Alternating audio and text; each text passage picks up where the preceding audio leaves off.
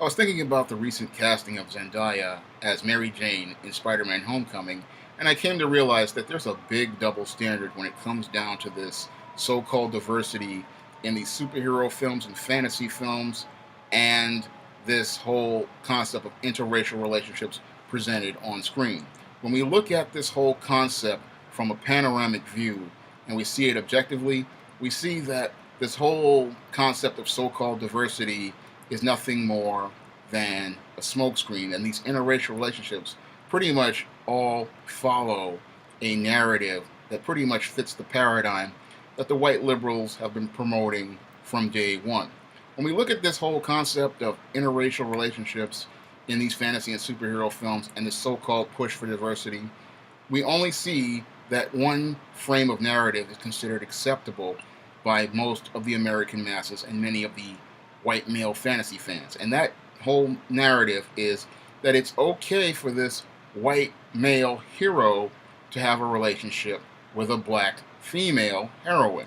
However, if a white female heroine has a relationship with a black male on screen, that's when these guys really start getting irate and getting outraged. And that's when we really start to see the true colors of their racism. For example, when Candice Patton was cast as Iris West in The Flash, yes, many of these white male fanboys did get upset.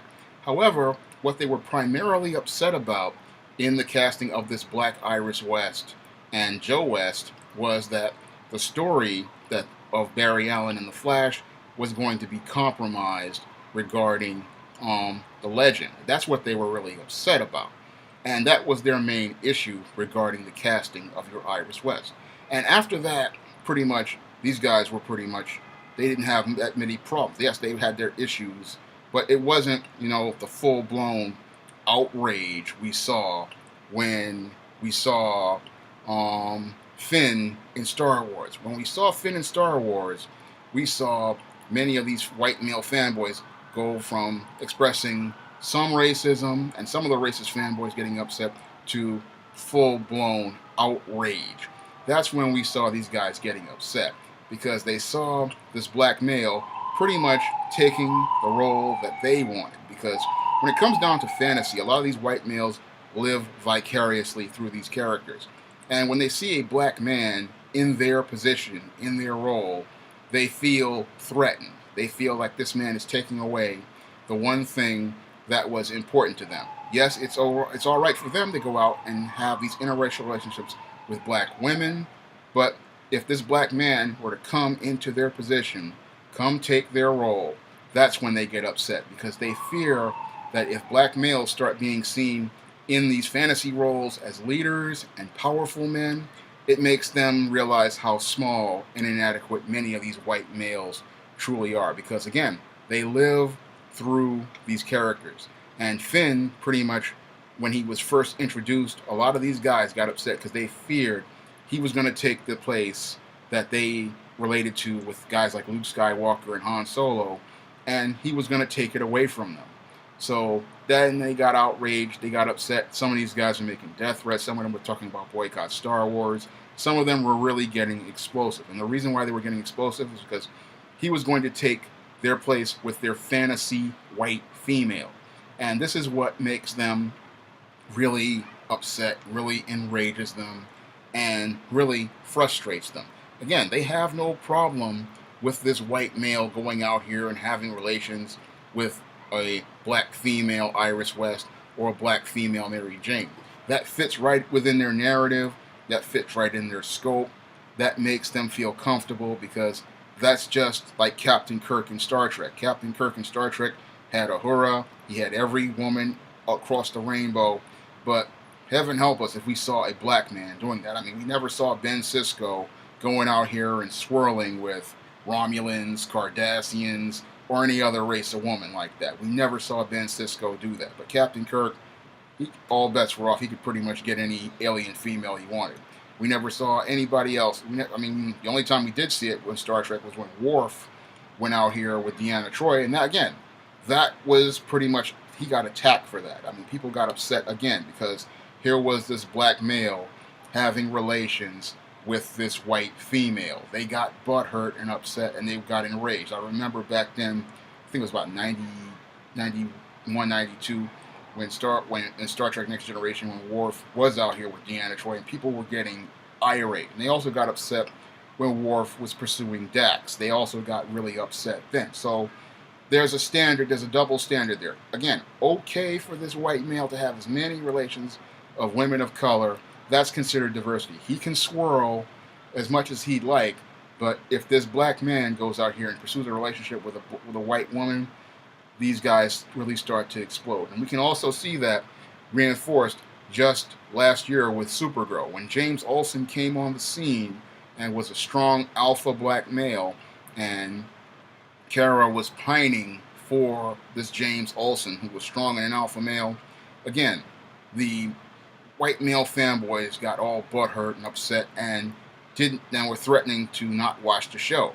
And I believe that was one of the things that led to the ratings drop, is because a lot of people did not like the idea of seeing this masculine, strong black male on screen, and being the love interest of this white female. And I believe a lot of white male comic fans got upset about that, and that's why the show's ratings started to decline. And because the stories were very good on Supergirl, the stories were tight, the action was tight. But I believe one of the reasons why people stopped watching the show is because they didn't like to see that masculine black male pursuing a relationship with that white female, and the white female having love interest in that black male. So it shows me that people in Hollywood and people in America are just not as progressive as they say they are. They're comfortable with the whole idea of the black woman being that in this love interest of these white males. Primarily, I believe, is because, again, they believe that in the old Jezebel stereotype that the black woman is a sex object, the black woman is considered lustful and desirable and will go with any guy, and they put that into these characters, and in their attempts at diversity. So it's all part of the fantasy and all part of really a fetish, and that's what I have an issue with when they cast these actresses of color in these roles. It's like these creators have some sort of fetish that they're trying to project onto these characters. And when they do this, what happens is they dilute the story and they dilute the contents of the story and prevent us from seeing what the story is about. When it comes down to these superheroes and the character and this whole diversity push, again, it looks like, a double standard for me. It does not look like, an equal footing, because whenever they present you with these black males, again, people get really irate.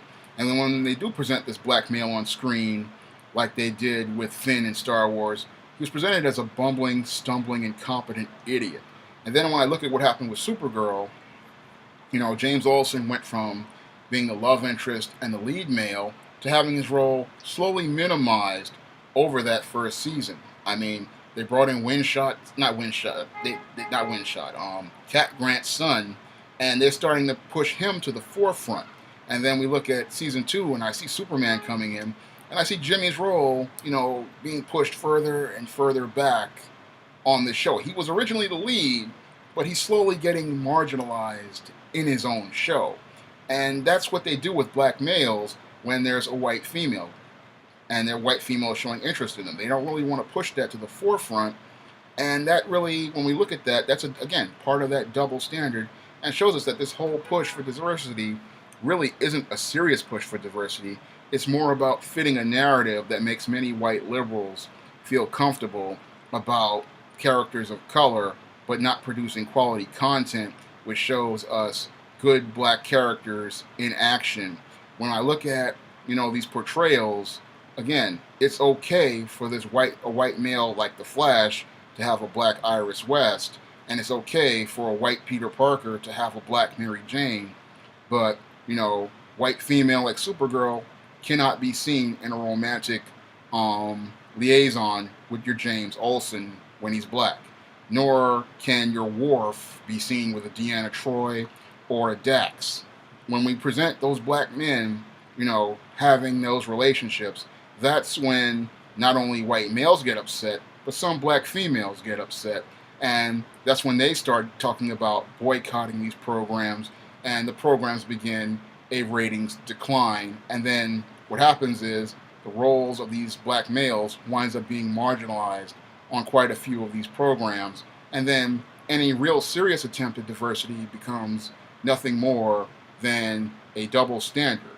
And that's the big problem I have regarding this whole concept of so-called diversity and this ethnicity casting, is that it's nothing more than doing something that features a white man's fetish for black women, and is not a real serious attempt at presenting, you know, really true interracial relationships or real true diversity when it comes down to interracial relationships overall on screen. If you really want to present diversity, then as I see it, instead of casting a black Iris West or a black Mary Jane, how about you go out here and find a concept that actually fits it into the story organically, like the most recent Tom Strong, or go out and find an original concept that features interracial relationships portrayed in a fair and balanced light.